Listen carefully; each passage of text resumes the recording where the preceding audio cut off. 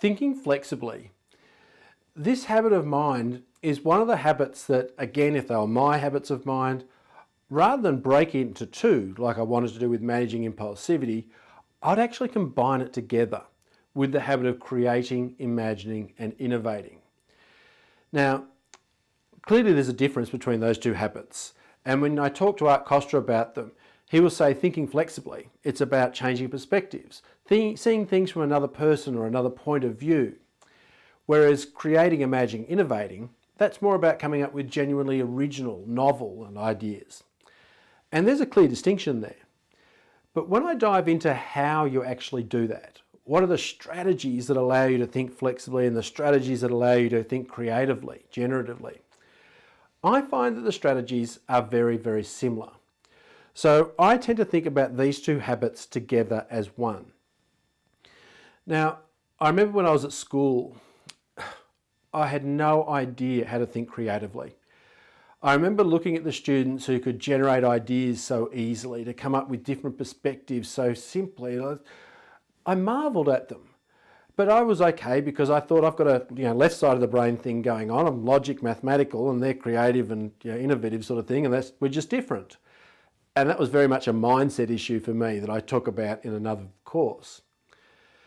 It wasn't until I was in my early 20s that I discovered Edward de Bono's work and realised that creative thinking was a skillful process, that there are strategies and tools and techniques that allow me to generate new ideas. And that insight has had a profound effect on me. Whereas if you knew me when I was in high school, you'd say I was a mathematical, logical kid. It's pattern making, it's rules, it's all that sort of stuff that I like. Knowing me today, my great strength is in generating new ideas, different ways of seeing things, combining things in unusual ways, in powerful ways, I hope. And I've learnt to do that. Very, very deliberately, I've picked up the skills of creative thinking. And I'd invite you to read Edward de Bono's book. His very first one, which is hard to get now, called Lateral Thinking, was enormously influential for me. Another book called Poe, again, enormously influential. The idea of Poe is that it's an alternative to saying yes or no. It creates that space that we talked about in managing impulsivity to say, well, I'm not judging.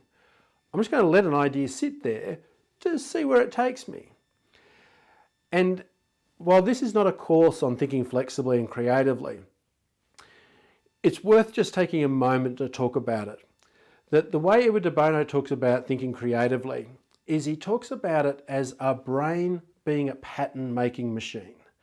That our brain loves patterns, being able to predict and understand and know what's about to happen, which is a really useful survival strategy. To be able to decrease the cognitive load, to make things happen automatically rather than having to think about every little thing. Really useful. Until you find yourself needing to generate an alternative, something that falls outside the pattern. And pretty much all the creative and flexible thinking strategies that I've learnt certainly are ways of breaking that pattern. Now, read Edward de Bono's work, find out more about this. And I might include a video later on because it made such a difference to me to learn this as a skill. But it also helps explain why the young are so creative. The young are so very, very creative because they haven't had long enough for their brains to build up those patterns. So it's perfectly reasonable for them to jump to alternative conclusions because they haven't had the experience to say, no, this is the right conclusion over and over again. That aside, another insight that might be useful as we think about creativity, apart from the idea that it's not just about brainstorming. Brainstorming is possibly one of the worst things we can do to generate ideas because all that's coming out of our head is falling through these filters in our mind. Start with a brainstorm, but then use that brainstorm to say, what have these all got in common? What pattern has fallen out of my head that I need to break? One of the ways you can understand creativity a little bit more deeply, and again, these videos are about understanding these habits more deeply, is to understand how you might assess creative thinking. Now, it's a little bit odd to think about how we assess creative thinking. But the way to think about the qualities of creative thinking that you're looking for, first is fluency. How many ideas can you come up with? The second is flexibility. How many different types of ideas can you come up with? So for example, you might come up with 1,000 different types of cars, but they might all vary just on their colour. So in that example, you'd have lots of fluency, but not much flexibility. Flexibility would say, let's come up with some different sorts of cars and come up with ones that have 3 wheels and ones that have square steering wheels and ones that will go backwards, and different categories of ideas. Originality, how different are your ideas to other people's ideas, is another quality of, to look for when you're thinking about flexible thinking. And the fourth is your ability to elaborate, to combine ideas together, to extend them once you've started. And when we think about creativity in that way, when we look at the ideas that we might write down on a piece of paper to start off a creative thinking process, we can evaluate ourselves that way. How flexible, how fluent, how elaborate and how original have we been?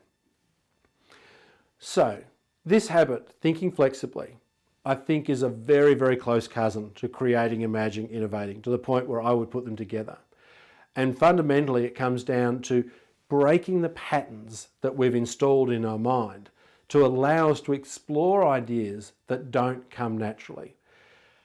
That is a skill, and it's a skill that we learn, or fail to learn, by developing strategies.